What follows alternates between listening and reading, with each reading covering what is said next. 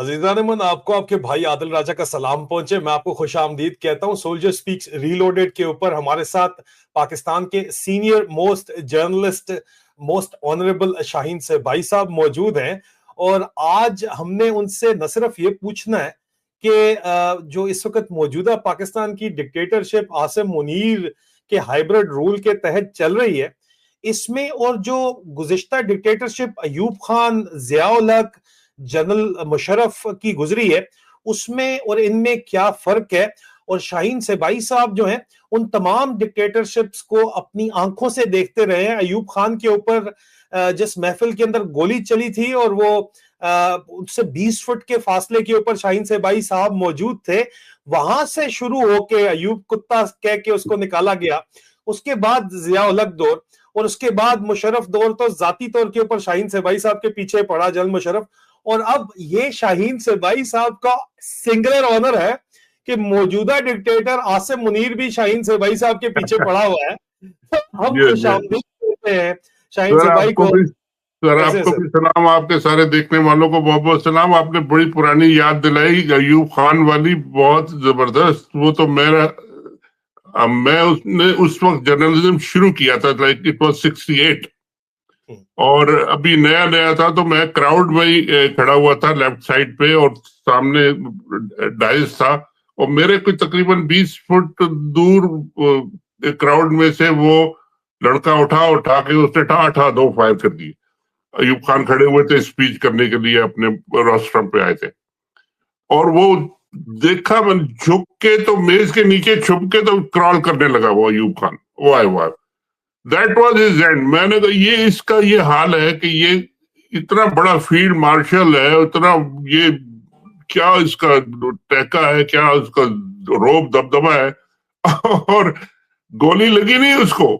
वो नीचे छुप के, और वो जाके क्रॉलिंग इसने शुरू कर दी, और फिर बस वो हल्ला गुल्ला हो गया, मच गया और शोर मच गया। और उसके बाद का मैं एक आपको अगले दिन का किस्सा सुनाऊं आपको, किस तरह ये इनका जो ऑरा जिसे कहते हैं ना, ये टूटता है।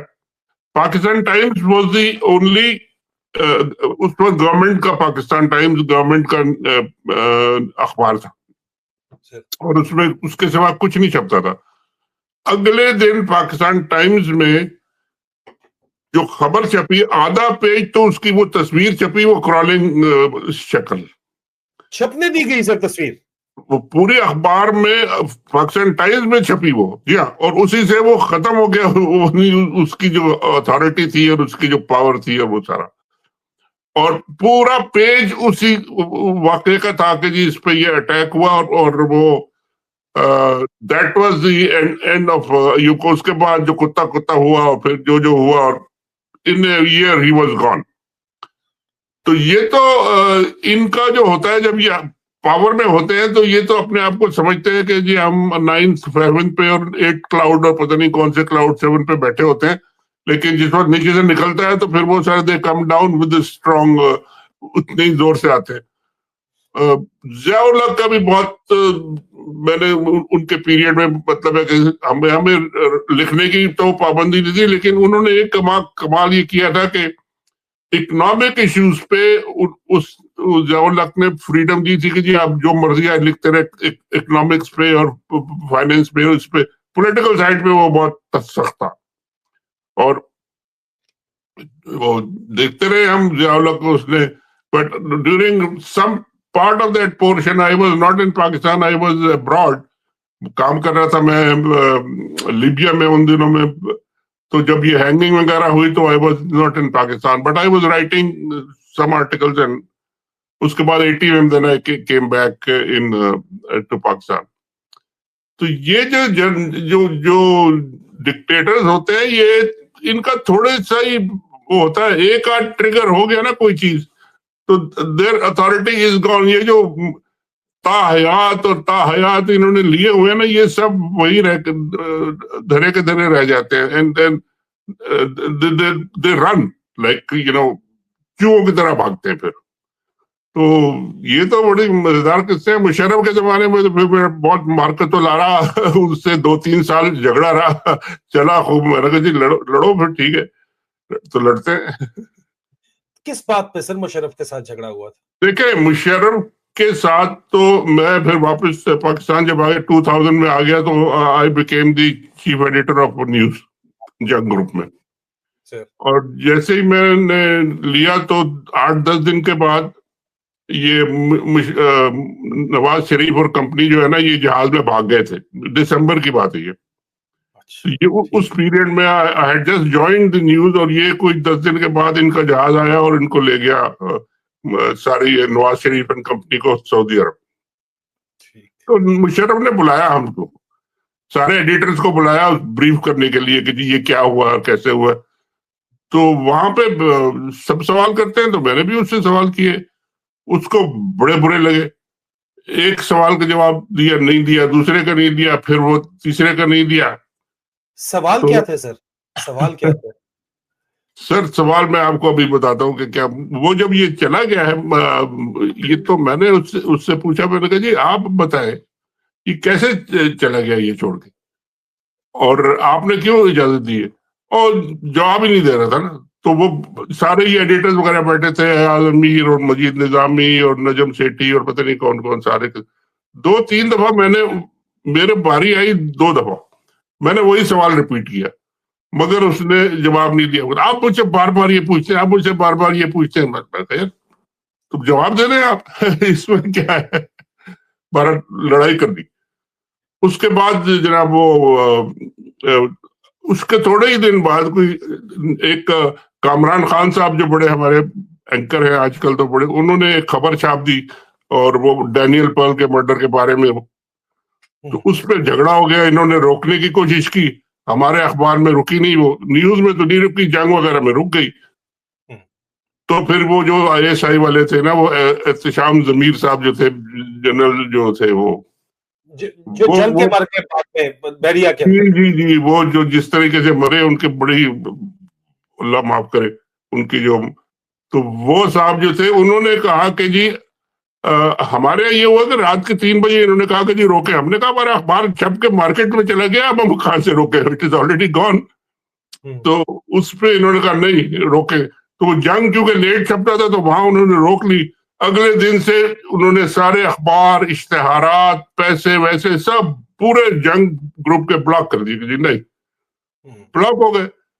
तो भाई मैंने कहा कि हम क्या कर सकते हैं भाई, आपने इतनी देर में बताया, एक तो बताया लेट, खैर चलो रोक भी देते शायद, लेकिन आपका ये अपना Kamran Khan is your own person, आप इसको फीड करते हैं, उसके आप सारी इंफॉर्मेशन आप देते हैं। उन्होंने ये लिखा है, उसमें मेरा तो एडिटर का रोल है कि जी मैंने छाप दिया, ठीक है, हम रोज छापते हैं, 3-4 दिन से छाप रहे थे, तो उस दिन भी छाप दिया।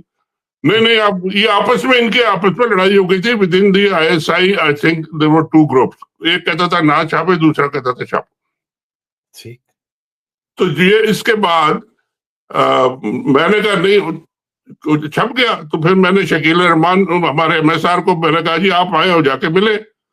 उन्होंने कहा जी मैं आके मिलूं, personally I should come to Pindi and apologise to the ISI, ये एहतशाम जमीर साहब ने कहा। अच्छा। मैंने कहा मेरा क्या ताल्लुक है भाई, मेरे एडिटर आ रहे हैं, मेरे वो भेजा हमने, महमूद शाम साहब जिंदा है, उनसे अगर आप कभी पूछे, उनको भेजा हमने, वो गए, जाके बात की। उन्होंने कहा नहीं, I as a person should come and apologise. मैंने कहा मैं तो नहीं आ रहा, बाढ़ में जाओ। और 15 दिन वो चलता रहा, मैंने नहीं गया।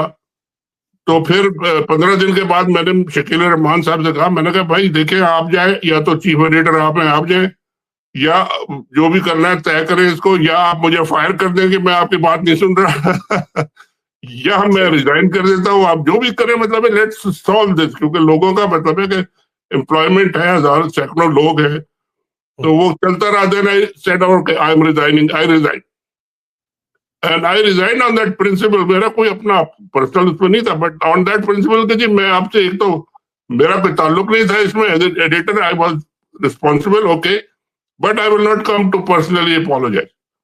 तो रिजाइन करके तो मैं अमेरिका में, मेरी फैमिली थी, मैं वापस आ गया। तो that was the reason where the thing started with. अच्छा, यहाँ आके मैंने एक वेबसाइट शुरू की, that was the first website of any newspaper in of Pakistan international South Asia उसका नाम था, ट्रिब्यून। सर उसमें जनाब मैंने फिर फौजियों के और मुशर्रफ के और इनके और उनके ऐसे तैसी फेरनी शुरू की जो, तो मुशर्रफ केम टू, हर साल वो आता था सितंबर में जनरल असेंबली को एड्रेस करने। जी तो he would come to the general assembly सितंबर में, और नाम लेके वो कहता था कि जी देखें यहाँ ये बंदे बैठे हुए हैं और ये पाकिस्तान के खिलाफ स्टेट ये बातें ये चला रहे हैं, और ये नाम लेके वो अपने पाकिस्तानी कम्युनिटी के डिनर में उन सब में, और वो बहुत ज्यादा मुझे पब्लिसिटी उससे मिलती थी, लोग और देखते थे जाके वो बिल्कुल। तो ये 2 साल 3 साल ये चलता रहा। फिर उन्होंने मेरे कजन और उसके बच्चे उनको पकड़ लिया। मेरे ऊपर एक 2 साल पुराना, 2 साल पहले इन्होंने एक वॉशिंग मशीन चोरी की थी, उसका FIR काट दी। चोरी की FIR। तो ये इस तरह के इनका जो स्क्रिप्टेड है ना, वो यही सारे करते हैं। पता नहीं इनको कोई नई बात समझ में नहीं आती जर्नलों को। तो अब ये आ गए तो अब ये इन्होंने डिक्लेयर कर दिया जी आप क्या है जी, भगोड़े हैं और क्या एब्सकॉन्डर है फलाना। आपके जो क्या आपके टीवी पे पता नहीं क्या है, फोन पे वो सुन के तो लोगों ने अटैक कर दिया पता नहीं कौन से जिन्ना हाउस को। यार ये आपको भी पता है, हमारे सबके साथ ही हुआ एक साथ। मेरे और आपके दोनों के ऊपर मुकदमा बना है। जरा आपने अयूब खान से लेके ज़ियाउल हक के दौर से लेके मुशर्रफ के दौर से लेके बड़ी जल्दी से हम इस दौर पे पहुंच गए हैं। हालांकि ये पूरी जिंदगी पे मोहित एक सफर है जी जी जो आपने गुजारा है। सर ये जो दौर है इसमें 9 मई होता है, 26 नवंबर होता है। वैसे तो ज़ियाउल हक दौर के अंदर भी EME कॉलेज का वाकया हुआ था, लेकिन इस वक्त जो फस्तायत है, और मुशर्रफ दौर में इन्होंने लाल मस्जिद किया था, लेकिन इस दौर की जो फस्तायत है उसका कोई नेक्स्ट ही लेवल है। जिस तरह का जुल्म है उसका लेवल ही कुछ और है। और ये तो खुलेआम मार्शल लॉ भी नहीं है, ये तो आईनी मार्शल लॉ अब लगाया गया, हाइब्रिड रूल लगाया गया है, डंडे के जोर के ऊपर काम किया जा रहा है, इंतहाई बेशर्मी से किया जा रहा है। अयूब खान को सीटो सेंटो के डॉलर मिल रहे थे, जनरल ज़ियाउल हक को अमेरिका से अफगान जहाज के डॉलर मिल रहे थे, जनरल मुशर्रफ को वॉर अगेंस्ट टेरर का डॉलर मिल रहा था। इसको तो डॉलर भी कोई नहीं मिल रहा सर। ये तो बिल्कुल वो हम पंजाबी में कहते हैं थुक थिगड़ी के ऊपर काम चला रहा है। लेकिन ये जो पिछली जितनी भी डिक्टेटरशिप, लंबी डिक्टेटरशिप्स गुजरी हैं, उसके मुकाबले में इसका आप एनालिसिस, जो मौजूदा डिक्टेटरशिप पिछले 3 साल से चल रही है, आप जी क्या करते हैं, किस तरह करते हैं, क्या लगता है बहुत आपको? बड़ा फर्क जो है ना इनमें, ये तो नंगे हो के कपड़े शपड़े उतार के सामने आ गए, दे डोंट केयर। और ये इनकी जो जिसे कहते हैं ना बरहना, बिल्कुल बरहना हो गए। उस जमाने में ये नहीं होता था कि जी आपके घरों में औरतों को जाके तंग करें, या वो पॉलिटिकल डिसेंट होता था पकड़ लेते थे, ठीक है, सब कुछ इसी तरह का था। लेकिन इन्होंने तो आके नेक्स्ट लेवल कर दिया। बीवी बच्चों माओ बहनों सबको इन्होंने नहीं छोड़ा, और ओपनली। अच्छा, उसके बाद इन्होंने जो एक और काम किया है, उन लोगों ने कानून वानून जो थे ना वो अपने साइड पे रखे हुए थे, लेकिन इन्होंने तो आके सारे कानून ही अपनी मर्जी के बनवा लिए। और ये जो इनके साथ मिल गए कोलैबोरेटर जो है इनके साथ, इनको शर्म आनी चाहिए कि जी ये आए भी फौजियों ने लेके आए, फिर इन्होंने हुकूमतें भी की, फिर इन्होंने फौजियों को तगड़ा भी किया, और ये उन्होंने सर पे अपने बिठाया हुआ है। और उन दिनों में और आज में फर्क है कि इन सब का दुश्मन अब एक हो गया। ये आजकल को जो है ना, उस जमाने में सारे के सारे जॉइंट अपोजिशन थी, नवाबजादा रसूलुल्लाह खान, बेनजीर और ये सब आपस में। मुशर्रफ के जमाने में चार्टर ऑफ डेमोक्रेसी जो था वो उन्होंने मिलके, नवाज शरीफ ने किया मिलके, और फिर सब मिलके लड़ते थे।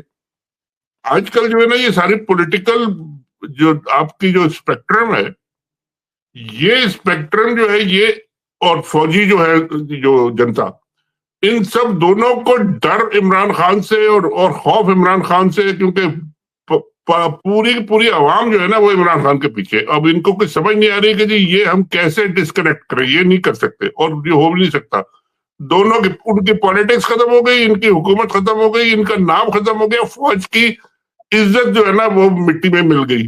But they don't know how to stop Imran Khan, और मार भी नहीं सकते उसको, और जिंदा उसको रखा हुआ है तो उनकी मुसीबत हो रही है। ये फर्क है इसमें आजकल जो सर आप एक यूनिक पोजीशन के अंदर हैं उमर के इस गोल्डन पीरियड में, जब आपने अयूब खान को जाती तौर के ऊपर देखा, ऑब्जर्व किया, जिया-उल-हक को ऑब्जर्व किया, देखा, मुशर्रफ को भुगता और देखा डायरेक्ट, और अब इस डिक्टेटर को भी आप देख रहे हैं। उन डिक्टेटर्स का जो गुजर चुके, उनका जो मेंटल कैलिबर था, आपने बताया वो बेगैरत नहीं थे, इस तरह औरतों को के ऊपर, माओ बहनों बच्चों को नहीं छेड़ते थे, वो तो नजर आ रहा है। लेकिन उनका जो मेंटल कैलिबर था, पर्सनालिटी थी, स्टाइल था, या एक इस बंदे का जो एक साइकोलॉजी थी, जहनियत थी, उनको कंपैरिजन आप किस तरह करते कोई हैं आसिम मुनीर के साथ? कोई कंपैरिजन ही नहीं है सर। दे वर इंटेलेक्चुअल्स, और उनके साथ जो लोग थे, खासकर जिया-उल-हक तो खैर इस्लामी, उन्होंने वो पूरा वो लिया हुआ था, ओढ़ा हुआ था एक, और उसके साथ वो चलते थे, और रख रखाव था अदब से। जिया-उल-हक का आपको मशहूर वाक़या है कि जब भी कोई इनसे मिलने जाता था तो he would come to the car, बड़े अदब से मिलके दरवाजा खोल के बिठाएंगे और ले जाएंगे और लाएंगे, और ये सब वो करता था सर। और मुशर्रफ के जमाने में भी जो लोग थे, जनरल एहसान, जनरल दूसरे, मतलब दे वर थिंकर्स। जो आईएसआई के जो अब्दुल रहमान थे, अख्तर अब्दुल रहमान थे, ये मतलब दे वर बिग थिंकर्स। ये छोटी मोटी चीजों में नहीं वो पढ़ते थे। और ये तो इन्होंने पूरी आईएसआई, पूरी एमआई, पूरी की पूरी मिलिट्री को सिर्फ एक पॉलिटिकल लीडर उसकी पार्टी के पीछे लगाया हुआ है, बाकी सारा दुनिया का काम छोड़ा हुआ है। यानी ये वो काम ये कौन करेगा जो जो जिनका काम है। और इसीलिए आप देख रहे हैं कि जी रोज इनके लोग मरते हैं, फिर ये शहीदों के पीछे छुपते हैं जाके। और भाई शहीद तो तुम्हारी वजह से हो रहे हैं कि तुम अपना काम नहीं कर रहे। और वो कहते हैं कि जी शहीद, आप लोगों को, शहीदों को आप वो करते हैं और उनको रिस्पेक्ट नहीं करते। लोग रिस्पेक्ट करते हैं, लेकिन आप अपना काम तो करें। आप तो लगे हुए हैं एक एक एमएनए, एक एक एमपी के पीछे, उसके घर जा रहे हैं, उसके घरों के दरवाजे खोल रहे हैं, जजों के पीछे लगे हुए हैं, जर्नलिस्टों को एक एक पकड़ के। यार अब क्या इन्होंने हालत कर दी है कि जी एक एक सोशल मीडिया पे आपने अगर किसी को रीट्वीट कर दिया है तो उसको पकड़ के ले जा रहे हैं। यार ये आप अंदाजा लगाएं उनका लेवल क्या है यार। तो इमरान खान इनको, आसिम मुनीर को ज़हनी मरीज कहते हैं कि ज़हनी मरीज है। बिल्कुल कहते हैं, सही कहते हैं। आसिम मुनीर का जो बैकग्राउंड है वो भी ठीक है, लोअर मिडिल क्लास है, लेकिन जिया-उल-हक भी तो ओटीएस से थे। जिया-उल-हक का इस तरह की ज़हनियत, इस्लामाइजेशन वो उन्होंने की, लेकिन ये आसिम मुनीर भी, ही इज अ मिक्सचर। ये दिन के वक्त जिया-उल-हक 2.0 बनना चाहता है, रात के वक्त ये मुशर्रफ बनना चाहता है। दिन को ये जो है वो अमीरुल मोमिनीन का अपना आप का रूप दिखाता है, रात को ये चाचू विस्की बन जाता है। उसके अलावा का जो ज़हनी ज़हनी एक आर्जा है, एहसास कमतरी का शिकार शख्स एक वाज़े तौर पे नजर आता है। ईगो बहुत बड़ा है इसका, बहुत बड़ा ईगो है। यही बात है। मसला ये है कि he can not control his ego, और उसके अंदर कुव्वत नहीं है कि जी वो गेज कर सके, जज कर सके कि जी ये मुझे कितना नुकसान ये पहुंच रहा है इसकी वजह से। ये शुरू शुरू में अगर इमरान खान के साथ बैठ जाता कि जी ठीक है, आपने ये किया था, मैंने ये किया था, let's talk, let's resolve this and let's move together, तो ये सारा काम बड़ा आसानी से हो जाता और चलता रहता। लेकिन इनका ईगो ये है ना, मुझे इन्होंने निकाला था, मैं इसको सारी उम्र नहीं छोड़ूंगा। वो सारी उम्र छोड़ते छोड़ते तो उन्होंने पूरे मुल्क का, फौज का, मईशत का, हर एक चीज का बेड़ा गर्क कर दिया। मैं नहीं छोड़ूंगा। अब दिस इज अ क्वालिटी, उनके दिमाग के लेवल जो है ना, उसको ही अब आप सोच लेंगे जी he can't think beyond his nose और beyond himself, that's it. General Faiz Hamid के साथ जो झगड़ा है उसकी भी बुनियादी वजह यही है कि general Faiz Hamid 76 long course में जो रेजिस्टेंस थी आसिम मुनीर की आर्मी चीफ बनने की, उसके आगे सबसे फोर फ्रंट पे जो लीडरशिप थी वो जनरल फैज हमीद था, because general Faiz Hameed himself wanted to become the next army chief. और ये वो बात इसने जहन के अंदर रखी हुई है जो बदला भी मुका रहा है। नवाज शरीफ साहब चुंगे के अंदर खुश हो रहे हैं कि जी मुझे इन्होंने जो है वो बना दिया, मेरी बादशाह बड़ी चल रही है, मेरी बड़ी बात चलती है। असल तो वजह यह है कि ये अपने जाती झगड़े मुका रहा है। लेकिन सर ऐसे बंदे के होते हुए आपने अब दोबारा से घूम फिर के, ये तो 3 साल में उतना जलील हो गया जितना 10 साल बाद अयूब खान, अयूब कुत्ते की बात नारा लगा था। इसके ऊपर तो सर आसिम यजीद, आसिम खंजीर, आसिम फलाना, आप देखें जिस किस्म की गाली ये समझते हैं फौज के अंदर ये बताते हैं कि गाली भाई सियासतदानों को पड़ रही है, गाली नवाज शरीफ को पड़ी है, गाली शहबाज को पड़ी है, मरियम को पड़ी है, बिलावल को पड़ी है। असल बात यह है कि असल जो गाली है सबसे पहले अवाम की बदवा और गाली दोनों इस पूरी फौज के और फौज के सरकार जनरल को पड़ रही है।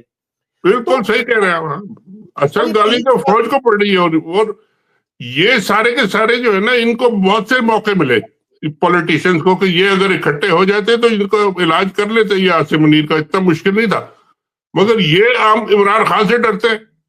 और भाई तुम सियासत में दोनों को चलने दो। इमरान खान जब इनका आपने जब नो कॉन्फिडेंस आया था और इनको हटाया गया था, उस वक्त इमरान खान की पोजीशन काफी नीचे जा रही थी और लोग बातें कर रहे थे कि जी आपकी हुकूमत जो है ना गवर्नेंस नहीं चल रही है, मतलब graph was really coming down at that time.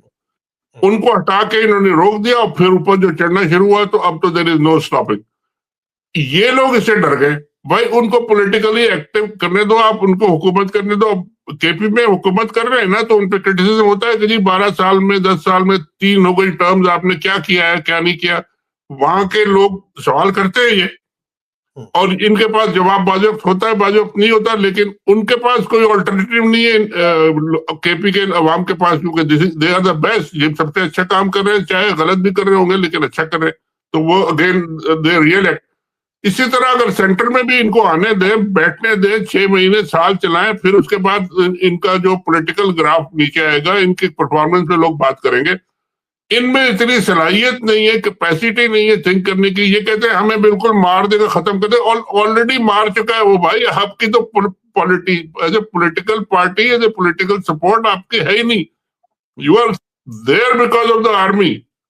आप इनसे निकल के पॉलिटिकल एक पॉइंट एजेंडा पे तो कम से कम आ जाए कि जी हमने आर्मी को अलग रखना है, और हमने सिविलियन और ये सुप्रीमेसी की जो बात है इसको हमने स्टैब्लिश करना है। आपके पास कॉन्स्टिट्यूशन मौजूद है, उसको आप लेके चले। दोनों एकोमोडेट कर सकते हैं पॉलिटिशियंस आपस में, बट इनकी भी थिंकिंग बिल्कुल ही नीचे गिरी हुई है, और वहां तो कोई है ही नहीं है, वहां तो अपनी जान के लाले पड़े हुए हैं। Well, this is the situation we are in, but it's only a matter of एक चिंगारी फटेगी ना तो बस भी ये मामला होगा खराब। जिस तरह आपने कहा कि अयूब खान पे जब गोली चली थी तो उसके बाद उसका खात्मा जो है वो उस गोली से तो उसका कोई नुकसान नहीं हुआ था, लेकिन जो उसका इमेज था वो टार्निश हो गया था, और इसका इमेज तो ऑलरेडी टार्निश है। तो सिर्फ आखिरी क्वेश्चन ये है कि पिछले डिक्टेटर्स का इंजाम बहुत बुरा हुआ सर। अयूब कुत्ता करके निकाला गया, जलील करके निकाला गया। ज़िया-उल-हक जो है वो उसका जहाज जिस तरह गिरा, आमों की पेटियों का किस्सा आपके सामने है। जनरल मुशर्रफ ने अपने आप को बड़ा जबरदस्त सोल्जर समझता था, कमांडो था, जो भी था, जलीलो ख्वार हुआ, जलावतनी की हालत के अंदर मरा। अब इस दौर के अंदर जो आसिम मुनीर है, जो अपने आप को बहुत बड़ा प्रधान समझता है, इसका अंजाम आपको क्या होता हुआ नजर आता है पिछले डिक्टेटर्स के मुकाबले के अंदर? ये किस तरफ मामला जाता आपको नजर आता है सर? बड़ा मुश्किल है, क्योंकि जितना गुस्सा लोगों में इनके खिलाफ है और जितना इन्होंने जुल्म लोगों पे किया है, यानी अब आप देखें जो उस दिन रात को जो पानी फेंकने वाली, दिसंबर की रात में आप ठंडा पानी का कैनन जो है ना वो औरतों पे फेंक रहे हैं। इनको अकल नहीं है कि लोग हमारे साथ क्या करेंगे जब लोगों को मौका मिलेगा। और ये जो ट्रिगर होता है ना, ये एक ही वाकया होता है जिससे कि सारा का सारा इनका महल जो नीचे आ जाता है। अयूब खान उस दिन खत्म हो गया था, जिस दिन उस पर गोली चली थी। वो खड़ा रहता है तो खड़ा रहता, वो जो मेज के नीचे घुस गया तो क्या, दैट वाज इट। उसके अपने अखबार ने उसका इतना पूरे आधे पेज की तस्वीर लगाई, और that was the end of his regime. और उसके बाद फिर नहीं, मगर ही हैड द डिसेंसी कि उसके घर में जब बच्चों ने अपने कहा कि जी ये नारे लग रहे हैं, तो वो फिर रिजाइन किया उसने। तो ये इन लोगों में तो ना डिसेंसी है, ना अकल है, ना सोच है। ये अपने डंडा है, डंडा है, डंडा है, डंडा तो एक दिन कड़ाक हो जाता है, तो फिर उसके बाद क्या है। तो इनका कुछ पता नहीं क्या होगा, लेकिन होगा बहुत बुरा इनके साथ सर। पहली बात तो ये कि ये भागेंगे, भागने अगर इनको भाग गए ये तो भाग गए, फिर कहाँ जाएंगे। अभी तो यहाँ एक अमेरिका में एक ये चल रही है, बात शुरू हुई है, कैंपेन चल रही है कि जी इन लोगों ने जिस तरह ये जो बाहर जो लोग बैठे हैं, इनके रिश्तेदारों को पकड़ पकड़ के ले जाते हैं, उठा के ले जाते हैं, किसी का भाई किसी की बहन, ये जो कर रहे हैं ना, ये बर्बरियत जो कर रहे हैं, कि उनका कोई ताल्लुक नहीं है और अपने रिश्तेदार को उठा लिया और किसी के बहन को, किसी के भाई को, किसी के भतीजे को। अब यहाँ लोग ये कह रहे हैं कि जी इन जर्नैलों के जो बच्चे यहाँ रहते हैं, उनके मियाँ भी, उनके घरों को आइडेंटिफाई करो, उनके घरों के सामने जाके नारे लगाओ कि जी तुम्हारे बाप और तुम्हारे भाई और तुम्हारे जो है ना वो ये वहां वो कर रहे हैं, तो हम तुम्हें आके यहाँ शेम करेंगे। और ये मेरे ख्याल में मुहिम शुरू होने वाली है कनाडा, मेरे ख्याल है बरतानिया में तो खैर उन्होंने किया ही है, वो जो नवाज शरीफ के घर के सामने जो उन्होंने एक एग्जाम्पल सेट किया है, बहुत जबरदस्त है। तो वही काम यहाँ अब इनके बच्चों और इनके जो भाग भाग के आते हैं यहाँ, इनके साथ भी होने लगा है। बहरहाल देखते हैं ये मामलात किस तरफ जाते हैं। बड़ा जो सिचुएशन है वो तो अल्लाह हमारे हाल के ऊपर रहम करे, हमारे गुनाहों की सजा है जो इस वक्त हमारे ऊपर आसिम मुनीर जैसा शख्स फरमा रवा है। कौम के अमाल ही की सजा होती है, इसमें कोई शक नहीं है। आप जब तक तमाशबीन बने रहेंगे तो आपके साथ तमाशा ही होता रहेगा। शाहीन सबाई साहब बहुत बहुत शुक्रिया आपका ज्वाइन करने का सर। आज आप खड़े रहे और आप बिल्कुल पक्के खड़े रहे, हम लोग सब आपके साथ खड़े। ये मर्जी जो कर ले, कुछ नहीं कर सकते, क्या कर लेंगे। बिल्कुल सर, बिल्कुल सर, बिल्कुल सर। अगर चिबुत है जमात की आस्तीनों में, अगर चिबुत है जमात की आस्तीनों में, बिल्कुल है हुक्म अज़ां ला इलाहा इल्लल्लाह। बहुत शुक्रिया Shaheen sir. Thank you sir, thank you very much. खुदा हाफिज़।